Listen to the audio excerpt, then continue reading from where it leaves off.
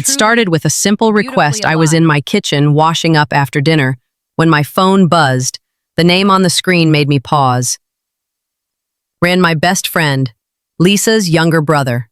I hadn't seen him in years, not since he was a lanky teenager trailing behind us when we were in college. The last time I'd heard anything about him, he was in his senior year of high school. And now, apparently, he was 18. Curious, I wiped my hands on a dish towel and surprised answered, "Hey, Ryan. This is unexpected."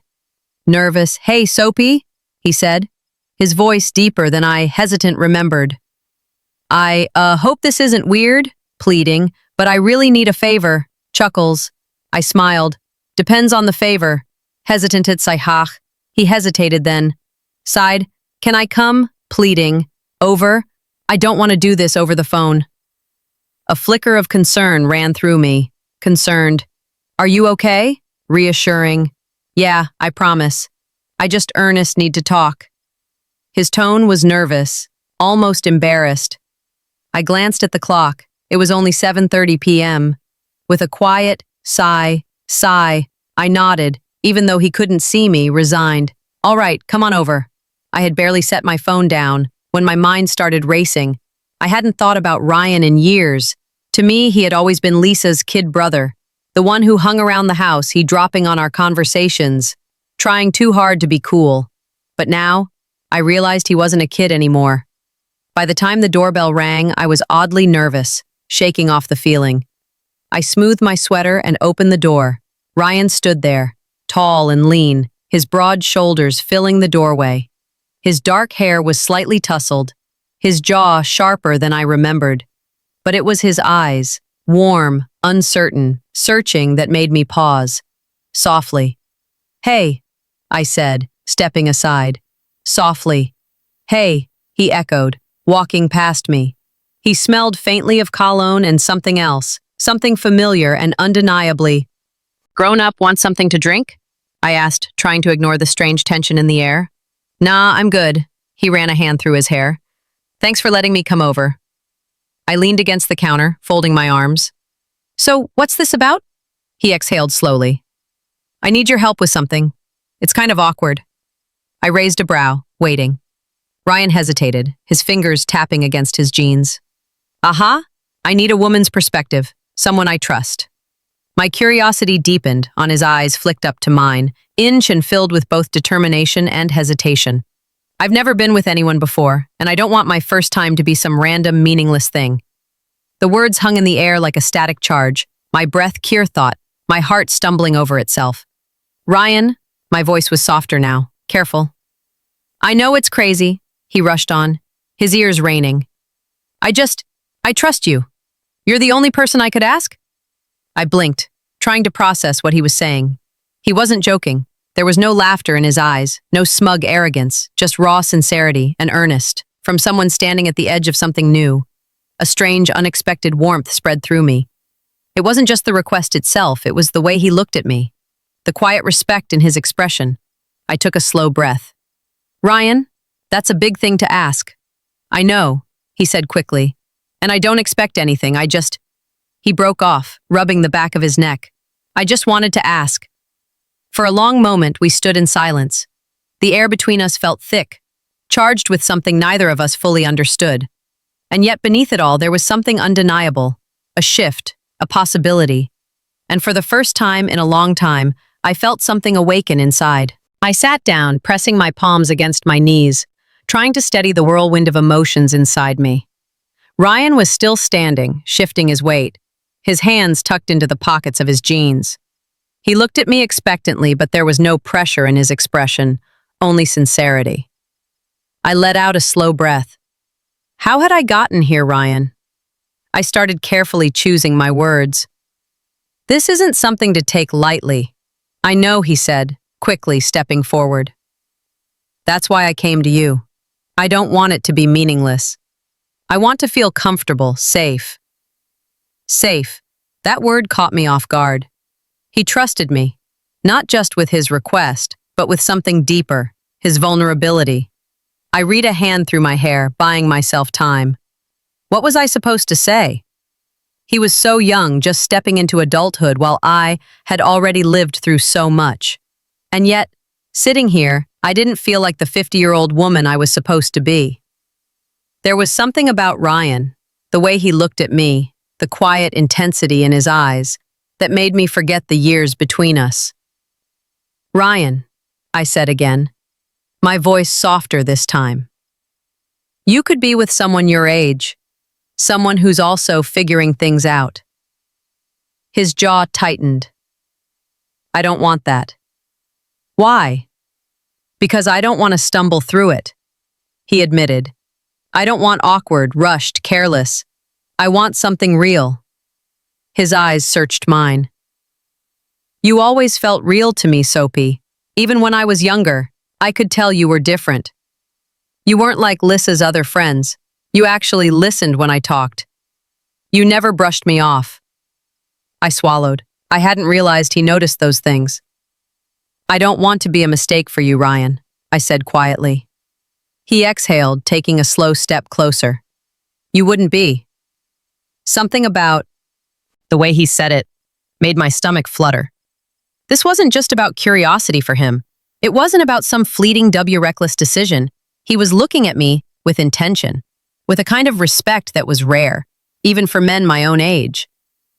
I looked away, my mind racing. I should have said no. I should have stood up, told him this was impossible, sent him back out the door. But I didn't, because deep down I knew what I was feeling too. A forgotten part of me, a woman, not just someone's friend or someone's ex-wife, but a woman who still longed to be seen, to be wanted. And in Ryan's gaze, I saw something I hadn't seen in years. Admiration, desire, a quiet reverence. I swallowed hard. "Ryan, this would change things between us. I know," he said without hesitation. "And I'm okay with that." I let out a nervous laugh. "You're awful sure of yourself for someone with no experience," that maiden grin. A slow, crooked grin that sent an unexpected warmth through me. "Maybe, but I know what I want." The room felt smaller, the air thicker. My pulse quickened as Ryan took another step, close enough now that I could see the tension in his jaw, the way his fingers twitched slightly, like he wanted to reach for me, but was holding himself back. I could stop this. I could tell him no, and pretend none of this ever happened. Or I could acknowledge what I already knew. Deep down, I wanted this too. Maybe not just because of him, but because of me. Because it had been so long since someone had looked at me like this, since I had felt something stir inside me that wasn't just duty or routine or loneliness. And as I met his gaze, I knew I had already made my decision. Slowly, carefully, I reached out and brushed my fingers against his hand. His breath hitched, his body tensing. At the small contact he was waiting for me to decide, and I had. I looked up at him, my voice barely above a whisper. "Are you sure about this?" Ryan nodded, his Adam's apple bobbing as he swallowed more than anything.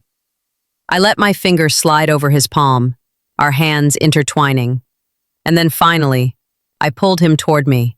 Ryan's fingers tightened around mine, his warmth seeping into my skin as we stood there caught, in the fragile space between hesitation and surrender.